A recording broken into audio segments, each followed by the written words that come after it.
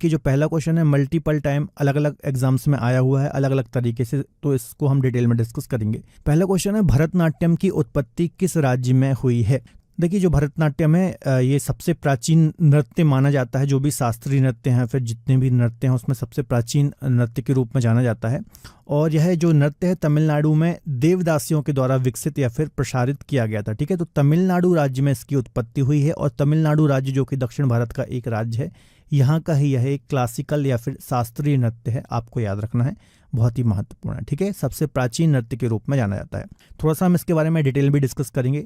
देखिए जो भरतनाट्यम है इसकी उत्पत्ति जो हुई है वो सादिर से हुई है। सादिर क्या है, तो सादिर एक प्रकार का नृत्य ही है जो कि तमिलनाडु के मंदिरों में देवदासियों के द्वारा किया जाता था। ठीक है, तो यहीं से इसकी एक प्रकार से उत्पत्ति हुई है या फिर इसी नृत्य का ये रूप है जिसको हम भरतनाट्यम बोलते हैं। ठीक है, देखिए देवदासियां क्या होती हैं इनको भी जरा समझ लीजिए। जो ये देवदासी होती हैं ये कुंवारी लड़कियां होती थीं जिनको धर्म के नाम पर ईश्वर के साथ, भगवान के साथ या फिर मंदिरों के साथ उनका विवाह कर दिया जाता था या फिर उनको मंदिरों को दान कर दिया जाता था। और ख़ासतौर पर जो परिवार कोई मन्नत मांगते थे तो मुराद पूरी होने के बाद वो ऐसा करते थे। और जो ये लड़कियां होती थी, कुंवारी लड़कियां होती थी, इनको ही देवदासी बोला जाता था। ठीक है, इनको जीवन भर इसी तरह रहना पड़ता था। मंदिरों में ही ये डांस करती थी, म्यूज़िक सीखती थी। और इस दौरान जब ये मंदिर में रहती थी तो इस दौरान कई बार इनका सेक्सुअल हैरेसमेंट भी किया जाता था, तो ये बात भी आपको याद रखना है। ठीक, मत्स्य पुराण, विष्णु पुराण, कौटिल्य के अर्थशास्त्र में भी देवदासी प्रथा का उल्लेख हमें देखने को मिलता है। ठीक है, इसके अलावा जो भरतनाट्यम नृत्य है इसे शास्त्रीय नृत्य की अन्य सभी शैलियों की जननी भी कहा जाता है। ठीक है, इसके अलावा इसका यदि हम इतिहास देखें, इसकी यदि हम हिस्ट्री देखें तो करीब ये 2000 वर्ष पुराना माना जाता है, ये बात आपको याद रखना है। इसके अलावा भरतनाट्यम एक एकल नृत्य भी है और समूह नृत्य भी है, मतलब एक पर्टिकुलर किसी व्यक्ति के द्वारा भी किया जा सकता है और समूह में भी इसको करते हैं, आपको याद रखना है। इसके अलावा यह भरत मुनि के नाट्य शास्त्र पर भी आधारित है। तो आप जानते ही होंगे भरत मुनि का जो नाट्य शास्त्र है इस पर ही ये आधारित है। ठीक है, काफ़ी प्राचीन ग्रंथ है, आपको याद रखना है। ठीक है, तो जितनी भी ये डिटेल बताई है कहीं से भी कैसा भी एग्जाम में क्वेश्चन पूछा जा सकता है, आपको ध्यान से सारे पॉइंट नोट डाउन करने हैं। इसके अलावा भरतनाट्यम की यदि हम बात करें तो इसके जो प्रमुख नर्तक हैं इनकी भी हम बात कर लेते हैं, जैसे कि यामिनी कृष्णमूर्ति, मीनाक्षी सुंदरम पिल्लई, ई कृष्ण अय्यर और मृणालिनी साराभाई। तो ये कुछ प्रमुख नर्तक हैं भरतनाट्यम के, तो यहाँ से भी क्वेश्चन आ जाते हैं, इनको भी आपको याद रखना है। ठीक है, चलिए अगला क्वेश्चन डिस्कस कर लेते हैं। निम्नलिखित में से कौन सा यूनेस्को द्वारा मान्यता प्राप्त नृत्य का एक रूप है। ठीक है, तो ये भी काफ़ी अच्छा क्वेश्चन है। इसका आंसर हो जाएगा कालबेलिया नृत्य, है ना। ये राजस्थान की कालबेलिया जनजाति के द्वारा किया जाता है और इसको यूनेस्को द्वारा मान्यता प्राप्त है, आपको याद रखना है। देखिए इसको 2010 में जो UN या फिर संयुक्त राष्ट्र शैक्षिक, वैज्ञानिक और सांस्कृतिक संगठन है, ठीक है, इसकी अमूर्त सांस्कृतिक विरासत की सूची में शामिल किया गया। ठीक है, ये 2010 ईयर भी आपको याद रखना है। इसके अलावा जो ये पर्टिकुलर नृत्य है कालबेलिया नृत्य, है ना, तो ये किसके द्वारा किया जाता है, कालबेलिया समुदाय जनजाति के द्वारा किया जाता है। और इनका जो ये नृत्य है, इनकी ही जो पारंपरिक पूरी जीवन शैली है, इसकी एक अभिव्यक्ति दिखाती है, आपको याद रखना है। इनके जीवन शैली की ही अभिव्यक्ति को डांस के रूप में यहाँ पर प्रेजेंट किया जाता है। इसके अलावा कालबेलिया जनजाति की यदि हम बात करें तो कभी प्राचीन समय में ये जो रेगिस्तान है, थार डेजर्ट है, यहाँ पर सर पकड़ने का कार्य करती थी। इसके अलावा इसका एक प्रमुख पॉइंट ये भी है कि ये जो नृत्य है मुख्यतः महिलाओं के द्वारा, फीमेल के द्वारा ही प्रेजेंट किया जाता है, प्रस्तुत किया जाता है। और जो पुरुष होते हैं वो नॉर्मली यहाँ पर जो वाद्य यंत्र होते हैं उनको बजाते हैं और महिलाएं यहाँ पर डांस प्रस्तुत करती हैं, आपको याद रखना है। ठीक है, इसके अलावा राजस्थान राज्य के कुछ अन्य लोक नृत्य की हम बात करें तो घूमर काफ़ी प्रसिद्ध लोक नृत्य है, अक्सर यहाँ से भी एग्जाम में क्वेश्चन आते हैं, है ना। इसको रजवाड़ी नृत्य के नाम से भी जानते हैं, आप यहाँ पर देख सकते हैं इमेज में। भवाई नृत्य, कच्ची घोड़ी नृत्य और ख्याल नृत्य। ठीक है, तो ये कुछ राजस्थान के अन्य नृत्य हैं, आपको याद रखना है। ठीक है, चलिए अगला क्वेश्चन डिस्कस कर लेते हैं। अगला क्वेश्चन भी एक शास्त्रीय नृत्य से संबंधित है। निम्नलिखित में से कौन सा नृत्य मुख्य रूप से भगवान जगन्नाथ को समर्पित है। देखिए SSC, MTS, RRB और भी मल्टीपल टाइम ये क्वेश्चन एग्जाम्स में पूछा गया है, तो इसका आंसर हो जाएगा ओडिसी। यह एक शास्त्रीय नृत्य है जो कि उड़ीसा का शास्त्रीय नृत्य है और भगवान जगन्नाथ को समर्पित है। ठीक है, तो देखिए जो ओडिसी ये शास्त्रीय नृत्य है, इसका जन्म भी कहाँ हुआ है, तो जो मंदिर में देवदासियां नृत्य करती थी तो यहाँ से ही इसका जन्म हुआ है, आपको याद रखना है। इसके अलावा यह भी भरत मुनि के नाट्य शास्त्र और अभिनय दर्पण पर आधारित है ना। भरत मुनि का नाट्य शास्त्र और अभिनय दर्पण जो है रचना किसकी है, तो नंदिकेश्वर भारत के प्राचीन महान नाट्य सिद्धांतकार हैं, तो इनकी ये रचना है अभिनय दर्पण। इसका भी आप अलग से नोट डाउन कर सकते हैं। तो इन दोनों शास्त्रों पर ये आधारित है। ठीक है, उड़ीसा का ये लोक नृत्य है, इसको आपको याद रखना है।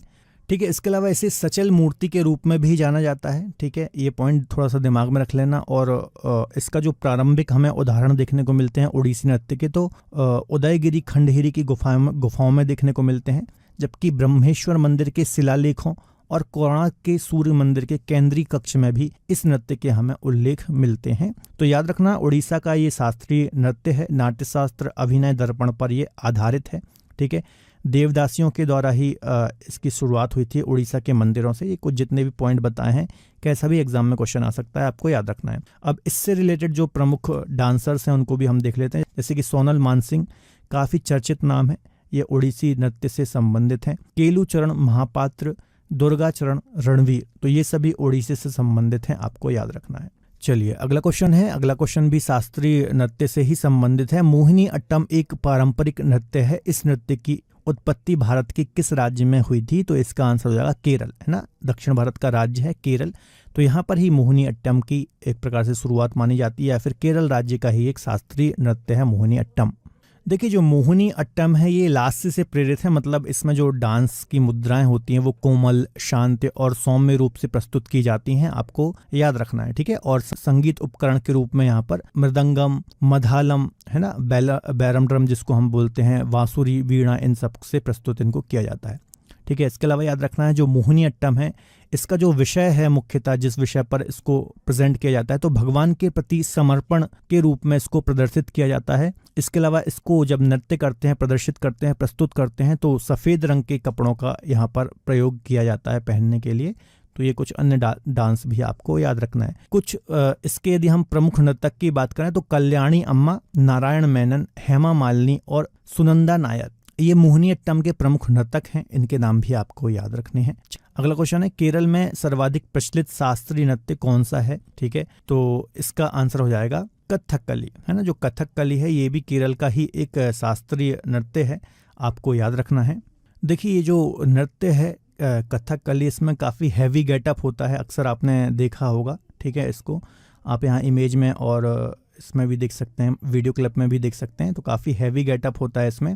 और इसमें नर्तक द्वारा राजाओं, देवताओं और राक्षसों की भूमिका का यहाँ पर प्रस्तुति की जाती है, आपको याद रखना है। ठीक है, और इसके अलावा जो कथकली है ये भी भरत मुनि के नाट्य शास्त्र पर ही आधारित डांस है, आपको याद रखना है। ठीक है, देखिए कथकली जो है ये भी दो शब्दों से मिलकर के बना है, कथा और कली। कथा का मतलब है कहानी और कली का अर्थ होता है नाटक। ठीक है, तो ये आपको याद रखना है। इसके अलावा इसका जो उदय हुआ था 17वीं शताब्दी में त्रावणकोर केरल में इसका उदय हुआ था। इसके अलावा प्रारंभ में इसको मंदिर परिसर में ही प्रदर्शित किया जाता था और बाद में इसको शाही दरबारों में लोकप्रियता मिली। ठीक है, भरत मुनि के नाट्यशास्त्र पर आधारित है, यह भी आपको याद रखना है। देखिए ज़्यादातर जो आपको शास्त्रीय नृत्य देखने को मिलेंगे वो मंदिर परिसर से ही इनकी स्टार्टिंग हुई है, बहुत सारे देवदासियों के द्वारा किए जाते थे। ठीक है, बाद में ये अन्य जो शाही दरबार होते थे वहाँ पर प्रचलित हुए और फिर आधुनिकता में हम देखें तो हर जगह ये प्रस्तुत किए जाते हैं। ठीक है, इसके अलावा जैसा कि अभी मैंने बताया था, नृत्य, संगीत, भाव भंगिमा, नाटक का यह एक यहाँ पर संयोजन होता है और राजाओं, देवताओं, राक्षसों की भूमिका का यहाँ पर प्रस्तुति की जाती है। ठीक है, यह नृत्य जो है मुख्यतः आमतौर पर आप देखेंगे तो पुरुषों के द्वारा ही ये किया जाता है, आपको याद रखना है। ठीक है, प्रमुख नर्तक की बात करें तो रीता गांगुली, कोट्टकल शिवरमन और गोपीनाथ इसके कुछ प्रमुख नर्तक हैं, आपको याद रखना है। चलिए अगला क्वेश्चन डिस्कस कर लेते हैं। कुचिपुड़ी किस राज्य की नृत्य शैली है? तो इसका आंसर हो जाएगा आंध्र प्रदेश, है ना। यह भी एक शास्त्रीय नृत्य है आंध्र प्रदेश का, आपको याद रखना है। इसके अलावा जो कुचिपुड़ी नृत्य है आपको याद रखना है, जो भागवत कथाएं हैं इनकी ही कहानियों पर आधारित एक शास्त्रीय नृत्य है कुचिपुड़ी। ठीक है, आप क्लिप में इसको देख सकते हैं। और इसके अलावा इसका जो नाम पड़ा है आंध्र प्रदेश के कृष्णा जिले के कुचेलुपुरम गांव के नाम पर इसका नाम पड़ा है, आपको याद रखना है। इसके अलावा इसके कुछ प्रमुख नर्तक की हम बात करें तो बी सत्यनारायण शर्मा, यामिनी कृष्णमूर्ति, वेम्पत्ति चित्रा सत्यम, सिद्धेंद्र योगी, ये कुछ इसके प्रमुख नर्तक हैं, तो ये बात भी आपको याद रखना है। ठीक है, चलिए अगला क्वेश्चन देख लेते हैं। निम्नलिखित में से उत्तर प्रदेश का शास्त्रीय नृत्य कौन सा है? तो इसका आंसर हो जाएगा कथक। कथक जो है ये उत्तर प्रदेश का शास्त्रीय नृत्य है, आपको याद रखना है। ठीक है, काफी महत्वपूर्ण है, कई बार यहाँ से क्वेश्चन आते हैं। देखिए कथक नृत्य जो है इसके जनक कौन कहे जाते हैं, ये भी जैसे आप नोट डाउन कर लीजिए पॉइंट कि लखनऊ घराने के जो ईश्वरी प्रसाद हैं इनको कथक का जनक कहा जाता है। यह जो नृत्य है भगवान कृष्ण के द्वारा किया गया था, इसलिए इसको नटवरी नृत्य के नाम से भी जानते हैं। तो ये 2 पॉइंट आप खासतौर पर नोट डाउन करना। ठीक है, इसके अलावा इसका जो जन्म हुआ है कथक शब्द का, तो कथा शब्द से हुआ है और इसका अर्थ होता है कि कथा कहना, है ना। तो ये मीनिंग आपको इसकी याद रखना है। इसके अलावा प्राचीन टाइम में जब इसकी शुरुआत हुई थी तो मंदिर और गांव में इसका प्रदर्शन किया जाता था, और जो प्राचीन ग्रंथ होते थे तो नृत्य के माध्यम से जो ये प्राचीन ग्रंथों की कहानियां हैं उसको यहाँ पर प्रदर्शित किया जाता था। इसके अलावा कथक एकमात्र शास्त्रीय नृत्य है जो कि हिंदुस्तानी और उत्तर भारतीय संगीत से संबंधित है ना। इंडियन क्लासिकल म्यूजिक जो है इससे संबंधित है, आपको याद रखना है।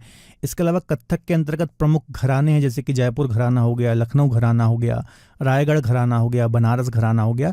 तो इन सब का संबंध है, इससे आपको याद रखना है, काफ़ी महत्वपूर्ण है। इसके प्रमुख नर्तक की यदि हम बात करें तो बिरजू महाराज, लच्छू महाराज, विद्या गौरी अडगर, सितारा देवी, ये सब कुछ इसके प्रमुख नर्तक हैं, तो इनको भी आपको याद रखना है, काफ़ी महत्वपूर्ण है। चलिए अगला क्वेश्चन है, सत्रिय शास्त्रीय नृत्य किस राज्य से संबंधित है? तो इसका आंसर हो जाएगा असम राज्य, है ना। नॉर्थ ईस्ट का एक राज्य है असम, तो यहाँ से ही इसका संबंध है, आपको याद रखना है।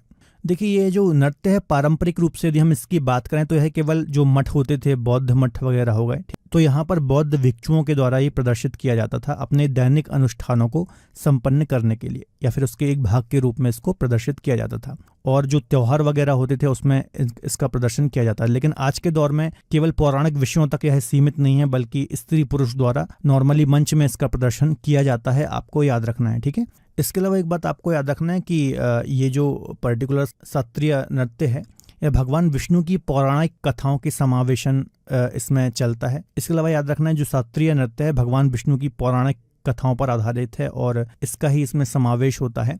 और इसका श्रेय जो है 15वीं शताब्दी में भक्ति आंदोलन के एक विद्वान थे, या फिर ऐसा बोल लीजिए इस नृत्य के जो संस्थापक थे संत महापुरुष श्रीमंत शंकरदेव, तो इनको ही संस्थापक माना जाता है इस नृत्य का, आपको याद रखना है। इसके अलावा वर्ष 2000 में इसको शास्त्रीय नृत्य के रूप में दर्जा दिया गया, तो ये बात भी आपको याद रखना है। देखिए जितने भी अलग से मैं आपको पॉइंट बता रहा हूँ ध्यान से नोट डाउन कीजिए, बहुत ही महत्वपूर्ण है यहाँ से, क्योंकि बार बार एग्जाम्स में क्वेश्चन रिपीट होते हैं। इसके अलावा इससे संबंधित कुछ प्रमुख नर्तक की हम बात करें तो जोगेन दत्ता व्यान, अनीता शरसा, टंकेश्वर हजारिका, बोरबायन, ये संबंधित प्रमुख व्यक्तित्व हैं, आपको याद रखना है। ठीक है, प्रमुख नृत्य की यदि हम बात करें तो बिहू नृत्य, यह असमिया संस्कृति का एक महत्वपूर्ण हिस्सा है और खुशी और उत्साह का प्रतीक है, तो ये बात भी आपको याद रखना है, काफ़ी महत्वपूर्ण है। बिहू नृत्य का संबंध भी असम से ही है। ठीक है, चलिए अगला क्वेश्चन डिस्कस कर लेते हैं। शास्त्रीय नृत्य मणिपुरी का संबंध है, तो मणिपुर राज्य से, नॉर्थ ईस्ट का एक राज्य है मणिपुर। ठीक है, तो यहाँ से ही इसका संबंध है, आपको याद रखना। और एक ये शास्त्रीय नृत्य है, आपको याद रखना। देखिए जो मणिपुरी नृत्य है यह भारत के अन्य नृत्यों से काफ़ी अलग है। इस नृत्य के दौरान जो शरीर होता है, जो शरीर की मूवमेंट होती है वो काफ़ी स्लो होती है, काफ़ी धीमी गति से होती है। इसके अलावा यह जो नृत्य है मुख्यतः जो हिंदू वैष्णव संप्रदाय हैं इनके प्रसंगों पर आधारित है, आपको याद रखना है। और इसमें राधा और कृष्ण के प्रेम प्रसंग प्रमुख हैं। ठीक है, मतलब राधा और कृष्ण के प्रेम प्रसंगों को नृत्य के माध्यम से यहाँ पर प्रदर्शित किया जाता है। ठीक है, थोड़ा सा हम और डिटेल देख लेते हैं। इसका जो नाम है ना, चूंकि इसकी उत्पत्ति मणिपुर में हुई थी तो इसी राज्य के नाम पर इसका नाम मणिपुरी रख दिया गया। ठीक है, जैसे कि अभी मैंने बताया हिंदू वैष्णव प्रसंगों पर आधारित है, राधा कृष्ण के प्रेम प्रसंग इसमें प्रमुख रूप से प्रदर्शित किए जाते हैं। इसके अलावा 18वीं शताब्दी में वैष्णव संप्रदाय के साथ यह विकसित हुआ था। इसके अलावा इसमें विष्णु पुराण, भागवत पुराण, गीत गोविंद में जो ये रचनाएं हैं, है ना, तो इन्हीं विषय वस्तुओं के साथ प्रमुख रूप से इसको प्रदर्शित किया जाता है, आपको याद रखना है। इसके अलावा यदि हम बात करें इस नृत्य से संबंधित प्रमुख डांसर्स की, तो छावेरी सिस्टर्स काफ़ी प्रसिद्ध हैं, आपको याद रखना है। नयना, सुवर्णा, रंजना और दर्शना, ये छावेरी सिस्टर्स जो हैं ये काफ़ी फेमस हैं। इसके अलावा इसके प्रमुख डांसर्स की यदि हम बात करें तो छावेरी सिस्टर्स हो गई, काफ़ी प्रसिद्ध हैं, कई बार यहाँ से क्वेश्चन आता है। गुरु विपिन सिंह हो गए, एन माधवी देवी हो गई, यह मणिपुरी के प्रमुख कलाकार हैं, आपको याद रखना है। अगला क्वेश्चन देख लेते हैं, निम्न में से कौन सा लोक नृत्य लक्षद्वीप से संबंधित है ना। लक्षद्वीप आपको पता होगा अरब सागर में स्थित एक द्वीप समूह है, तो यहाँ पर लावा लोक नृत्य किया जाता है, आपको याद रखना है। ठीक है, थोड़ा सा हम डिटेल देख लेते हैं। यह मुख्य रूप से लक्षद्वीप के पुरुषों के द्वारा किया जाने वाला एक लोक नृत्य है। यह उत्सव के अवसरों पर किया जाने वाला एक प्रसिद्ध नृत्य है, आपको याद रखना है, पारंपरिक शैली से किया जाता है। और जो यहाँ लक्षद्वीप में एक मिनिकॉय आइलैंड है, हमने डिस्कस किया है, आपको याद आ रहा होगा। 8 डिग्री चैनल, 9 डिग्री चैनल के बारे में हमने डिस्कस किया है। मिनिकॉय द्वीप के बारे में हमने ज्योग्राफी में डिस्कस किया है। तो इसी मिनिकॉय द्वीप का सबसे प्रसिद्ध प्रचलित लोक नृत्य है, आपको याद रखना है। इसके अलावा यह जो नृत्य है, लावा नृत्य, यह संगीत, गीत और लय के साथ सुंदर भावों को प्रदर्शित करता है या फिर सुंदर भाव के साथ प्रस्तुति की जाती है। इसमें पंक्तिबद्ध होकर के ढोलों की आवाज के साथ नृत्य करते हैं, जैसा कि आप यहाँ इमेज में भी देख सकते हैं। अन्य यदि हम लक्षद्वीप के लोक नृत्य की बात करें या अन्य नृत्य की बात करें तो एक लोककली नृत्य है यहाँ का, आपको याद रखना है, ठीक है। इसको हम छड़ी नृत्य भी बोलते हैं। यह पुरुषों के द्वारा सामान्यतः किया जाता है। अगला क्वेश्चन देख लेते हैं। निम्नलिखित में से कौन सा दक्षिण मालाबार में प्रसिद्ध लोकप्रिय मुखौटा नृत्य है? तो हमारे भारत में बहुत सारे ऐसे नृत्य हैं जिनको हम मुखौटा नृत्य के नाम से जानते हैं, लेकिन दक्षिण मालाबार की चूंकि बात हो रही है, केरल की यहाँ पर बात हो रही है, तो कुम्मत्ती कली जो है यह दक्षिण मालाबार का एक प्रसिद्ध मुखौटा नृत्य है, जैसा कि आप इमेज में भी यहाँ पर देख पा रहे हैं, ठीक है। देखिए, यह जो नृत्य है मुख्यतः जो ओणम त्यौहार होता है, इसके अलावा फेस्टिवल में भी हमारा एक लेक्चर है प्रमुख जो भारत के त्यौहार हैं, इस पर हमने 2 लेक्चर डिस्कस किए हैं, पार्ट 1 और पार्ट 2, तो आपको हमारे चैनल पर मिल जाएंगे, तो वो देख सकते हैं, ठीक है। तो ओणम त्यौहार जो होता है, इसी अवसर पर इस नृत्य को का प्रदर्शन किया जाता है, आपको याद रखना है। इस नृत्य में मुख्यतः रामायण की कहानियाँ, द्वारिका धाम, शिव की कहानी जैसे लोक कथाओं को लिया जाता है और इन कथाओं के आधार पर इसका प्रदर्शन किया जाता है, ठीक है। इसके अलावा इसका प्रचलन त्रिशूर जिला, पलक्कड़ जिला, दक्षिणी मालाबार में काफ़ी ज़्यादा ये प्रचलित है, आपको याद रखना है।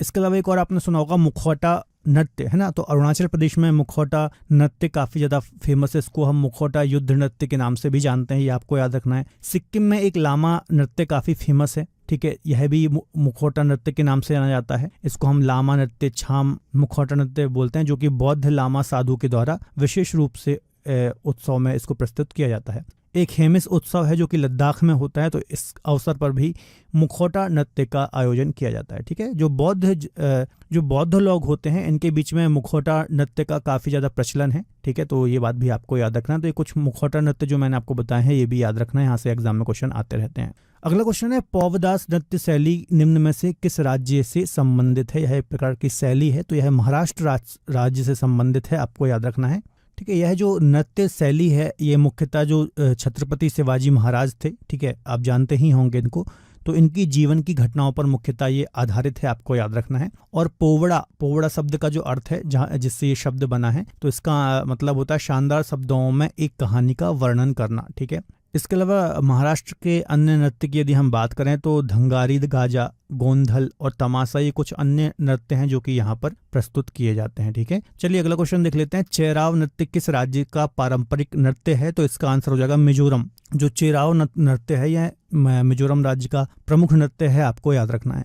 देखिए, इस नृत्य में ज़्यादातर 6 से 8 लोग होते हैं और ज़मीन पर क्षैतिज रूप से रखे बांस की डंडियों को जोड़े रखते हैं और इस पर नृत्य किया जाता है, जैसे कि आप इमेज में देख रहे हैं। इसको हम बांस नृत्य के रूप में भी जानते हैं, आपको याद रखना है, ठीक है।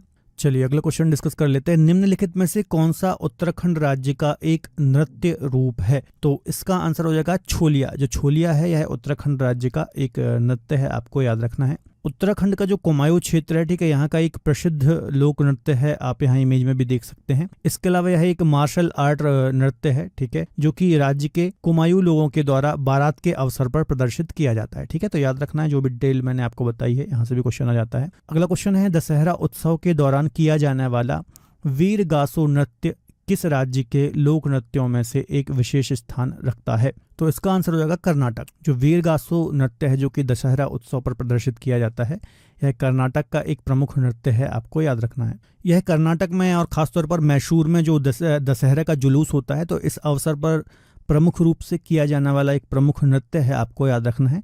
और यह शैव परंपरा पर आधारित है और हिंदू पौराणिक कथाओं पर आधारित एक लोक नृत्य है, आपको याद रखना है। इसके अलावा राज्य के कुछ अन्य महत्वपूर्ण नृत्य भी हैं, जैसे कि कमसाले, तो यह भी राज्य का एक लोक नृत्य है, आपको याद रखना है, कर्नाटक का। और एक है हम्पी नृत्य, यह एक महोत्सव भी है और एक नृत्य भी है, तो इसे विजय उत्सव के नाम से भी जाना जाता है। यह राज्य का एक सांस्कृतिक उत्सव है जिसे विजयनगर शासनकाल के समय से मनाया जाता है, आपको याद रखना है। अगला क्वेश्चन है, निम्न में से किस नृत्य का संबंध पश्चिम बंगाल से नहीं है? ठीक है, तो गंभीरा, धाली और जात्रा, जो ये ऊपर के 3 ऑप्शन है, ये तीनों पश्चिम बंगाल के हैं, जबकि घूमर जो है यह राजस्थान का नृत्य है, आपको याद रखना है। ठीक है, तो इसका आंसर क्या हो जाएगा? घूमर जो है यह पश्चिम बंगाल से संबंधित नहीं है। ठीक है, तो ये तीनों के नाम याद रख लेना, गंभीरा, धाली, जात्रा। देखिए जो गंभीरा है यह शक्ति उपासक एक पवित्र भक्ति नृत्य है, भक्ति पर आधारित नृत्य है, आपको याद रखना है। धाली नृत्य की यदि हम बात करें तो राजा प्रतापादित्य के शासनकाल के दौरान इस नृत्य का जन्म हुआ था और यह नृत्य 2 लोगों द्वारा बेंत और बांस की झाड़ियों को हथियार के रूप में यूज करते हुए, इसका उपयोग करते हुए इसको किया जाता है। इसके अलावा जात्रा नृत्य की यदि हम बात करें तो इसमें विवेक और नियति 2 आकृति होती हैं। विवेक मतलब आप जानते ही होंगे और नियति मतलब जो भय इसका मतलब है। तो ये जो चीजें होती हैं दर्शकों को अपनी ओर आकर्षित करती हैं। अगला क्वेश्चन है निम्नलिखित में से कौन सा नृत्य मार्शल आर्ट प्रथाओं से लिया गया है? तो काफी अच्छा क्वेश्चन है। इसका आंसर हो जाएगा डी, छऊ, है ना। जो छऊ नृत्य है यह भारत में जनजातीय नृत्य का एक लोकप्रिय रूप है जो कि मार्शल आर्ट पर आधारित है या फिर जो मार्शल आर्ट की प्रथाएं हैं उस पर आधारित है, आपको याद रखना है। ठीक है, तो डिटेल देख लेते हैं। छऊ नृत्य मार्शल और लोक परंपराओं के साथ एक अर्धशास्त्रीय नृत्य है और मयूरगंज से कलिंग क्षेत्र में इसकी उत्पत्ति मानी जाती है। यह मुख्यतः पुरुषों के द्वारा किया जाता है और उड़ीसा, झारखंड, पश्चिम बंगाल इन राज्यों में मुख्यतः ये किया जाता है।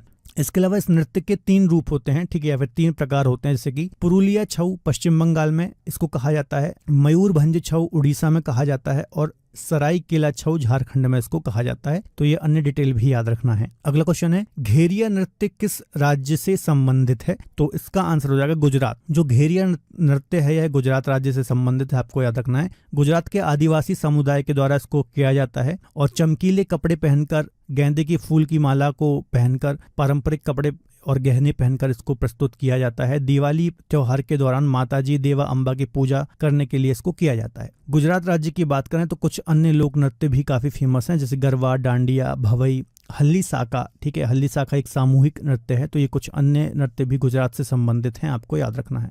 चलिए अगला क्वेश्चन है माथुरी लोक नृत्य किस राज्य से संबंधित है? तो इसका आंसर हो जाएगा तेलंगाना। तेलंगाना राज्य से संबंधित है यह नृत्य। तेलंगाना राज्य के उमजी और इंट्रा वैली जंगल में रहने वाली जनजातियों द्वारा इस लोक नृत्य का अभ्यास किया जाता है। इसे माथुरी के नाम से भी जाना जाता है। इसके अलावा इसको श्रावण के महीने में किया जाता है। नृत्य करते समय नर्तकी स्वयं को धर्मनिरपेक्ष मानकर भक्ति धुन गाते हैं। तो ये सब इसकी विशेषताएं हैं। कुछ अन्य यदि हम डांस की बात करें तेलंगाना की, तो एक पेरिनी शिवतंदवम है, दूसरा लंबाड़ी, तीसरा गुसाड़ी नृत्य। तो ये सभी तेलंगाना से संबंधित हैं, आपको याद रखना है। चलिए अगला क्वेश्चन देख लेते हैं। निम्नलिखित में से कौन सा नृत्य हिमाचल प्रदेश में लोकप्रिय है? तो इसका आंसर हो जाएगा नाटी नृत्य है। जो नाटी लोक नृत्य है ये हिमाचल प्रदेश में काफी ज्यादा फेमस है, आपको याद रखना है। और हिमाचल प्रदेश, उत्तराखंड दोनों राज्य से इसका संबंध है, आपको याद रखना है। ठीक है, इसके अलावा यह जो नृत्य है मुख्यतः स्थानीय जो संस्कृति है इसको दर्शाता है। ठीक है, यहाँ की जो लोकल संस्कृति है। यह जो नृत्य है मुख्यतः जो त्योहार उत्सव होते हैं इन अवसरों पर इसका प्रदर्शन किया जाता है। ठीक है, तो ये कुछ अन्य डिटेल आपको याद रखनी है। राज्य के कुछ अन्य लोक नृत्य की हम बात करें तो छम नृत्य, थोड़ा नृत्य, लोसर, सोना नृत्य और डंडरास नृत्य। तो ये सभी हिमाचल प्रदेश के लोक नृत्य हैं, आपको याद रखना है। अगला क्वेश्चन देख लेते हैं। ममिता नृत्य का संबंध किस राज्य से है? तो त्रिपुरा राज्य से ममिता नृत्य का संबंध है, आपको याद रखना है। यह जो नृत्य है मुख्यतः फसल उत्सव के दौरान किया जाता है, आपको याद रखना है। और त्रिपुरा की जो कलोई समुदाय है इसके द्वारा किया जाने वाला एक प्रमुख लोक नृत्य है, आपको याद रखना है। त्रिपुरा के अन्य लोक नृत्य की यदि हम बात करें तो गोरिया, होजागिरी, लेवांग, संगराई, ये कुछ अन्य लोक नृत्य हैं, इसके तो आपको ये भी याद रखने हैं। ठीक है, अगला क्वेश्चन देख लेते हैं। भांड पाथिर निम्नलिखित में से किस राज्य का एक प्रमुख लोक नृत्य है? तो इसका आंसर हो जाएगा कश्मीर। कश्मीर का एक प्रमुख नृत्य है, आपको याद रखना है। इसके अलावा ये जो नृत्य है यह समाज में प्रचलित सामान्य जीवन परंपराओं और बुराइयों को दर्शाता है, ये आपको याद रखना है। ठीक है, और रंगमंच में इसको प्रस्तुत किया जाता है। हिंदू शासकों के समय हिंदू मंदिरों में भी इसको किया जाता था। इसके अलावा कल्लड़ की जो रचना है राज तरंगणी, तो इन्होंने अपनी रचना में इसकी लोकप्रियता का वर्णन किया था, आपको याद रखना है। जम्मू कश्मीर के और अन्य नृत्य की यदि हम बात करें तो दुमहाल, राउफ, बच्चा, नगमा, हाफिजा नृत्य, भांड जश्न, ये कुछ अन्य जम्मू कश्मीर के नृत्य हैं, तो ये भी आपको याद रखने हैं। चलिए अगला क्वेश्चन देख लेते हैं। आलू यट्टू लोक नृत्य का संबंध किस राज्य से है? तो नागालैंड से आलू यट्टू लोक नृत्य का संबंध है, आपको याद रखना है। मल्टीपल टाइम से क्वेश्चन एग्जाम्स में आया हुआ है। यह जो लोक नृत्य है कोन्याक जनजाति के द्वारा किया जाने वाला एक प्रसिद्ध लोक नृत्य है, आपको याद रखना है। ठीक है, यदि हम नागालैंड के अन्य लोक नृत्य की बात करें तो मोडसे, तितली नृत्य, सदल केकई, चांगाई नृत्य, कुकी नृत्य, ये कुछ अन्य नृत्य हैं। यहाँ से भी एग्जाम में कई बार क्वेश्चन देखने को मिले हैं, तो आपको ध्यान से नोट डाउन करना है। अगला क्वेश्चन है, बिरहूर नृत्य किस राज्य का एक आदिवासी लोक नृत्य है? तो इसका आंसर हो जाएगा झारखंड। झारखंड का एक आदिवासी लोक नृत्य है जिसका नाम है बिरहूर, आपको याद रखना है। देखिए जो बिरहूर है यह एक जनजाति का नाम भी है और नृत्य का नाम भी है, जो कि मुख्यतः मध्य प्रदेश, छत्तीसगढ़, झारखंड और बिहार, जो सेंट्रल इंडिया है, इस रीजन में देखने को मिलती है ना, मध्य उत्तर भारत आप बोल सकते हो, यहाँ पर देखने को मिलती है। इसके अलावा झारखंड का एक और प्रमुख नृत्य है जिसको हम बोलते हैं कड़सा नृत्य, तो ये भी आपको याद रखना है। देखिए कलश से ही ये शब्द बना है जिसका अर्थ होता है मिट्टी के बर्तन, आप जानते ही होंगे। आमतौर पर इस नृत्य शैली में महिलाएं अपने कंधों या सिर पर कलश लेकर इसको प्रदर्शित करती हैं। यह मुख्यतः महिलाओं के द्वारा किया जाता है और पुरुष इसमें वाद्य यंत्र को बजाते हैं। चलिए अगला क्वेश्चन देख लेते हैं, निम्नलिखित में से कौन सा मेघालय का एक प्रमुख नृत्य है? तो इसका आंसर हो जाएगा लाहो। लाहो जो है यह मेघालय का एक प्रमुख नृत्य है, आपको याद रखना है। देखिए यह जो नृत्य है मुख्यतः जनजातियों के द्वारा किया जाता है, जयंतिया और पनार लोगों के द्वारा इसको किया जाता है और लड़के लड़कियां साथ में ही इसको करते हैं, आपको याद रखना है। यह एक लोक नृत्य है जिसमें संस्कृति का प्रदर्शन किया जाता है, आपको याद रखना है। लोक संस्कृति का प्रदर्शन इसमें किया जाता है, मेघालय राज्य से संबंधित है, आपको याद रखना है। राज्य के अन्य प्रमुख नृत्य की यदि हम बात करें तो बेहदीन खलम एक अन्य प्रमुख नृत्य है, आपको याद रखना है। यह जयंतिया जनजाति का एक प्रमुख नृत्य है, तो आपको याद रखना है। तो दोस्तों ये हमने 25 महत्वपूर्ण नृत्य से संबंधित क्वेश्चन डिस्कस किए हैं। सारे के सारे जो क्वेश्चन मैंने यहाँ डिस्कस किए हैं अलग अलग एग्जाम्स में, मल्टीपल टाइम्स एग्जाम्स में आए हुए हैं। साथ ही साथ डिटेल में भी हमने बहुत सारे अन्य फैक्ट डिस्कस किए हैं, अन्य लोक नृत्य डिस्कस किए हैं जहाँ से एग्जाम में क्वेश्चन पूछे जाते हैं। अगर वीडियो अच्छी लगे तो प्लीज़ वीडियो लाइक करें, चैनल को शेयर करें, इस वीडियो को ज़्यादा से ज़्यादा सब्सक्राइब जरूर करें, घंटी बटन दबाएँ और अपना फीडबैक जरूर दीजिए। अगर आपको लगता है कि मैंने मेहनत की है, कंटेंट क्वालिटी आपको पसंद आई है और आपको अगर अच्छा लगा है ओवरऑल, तो फीडबैक दीजिए कमेंट सेक्शन में और वीडियो लाइक करके जाइएगा और चैनल सब्सक्राइब कर लीजिए। Thank you so much friends.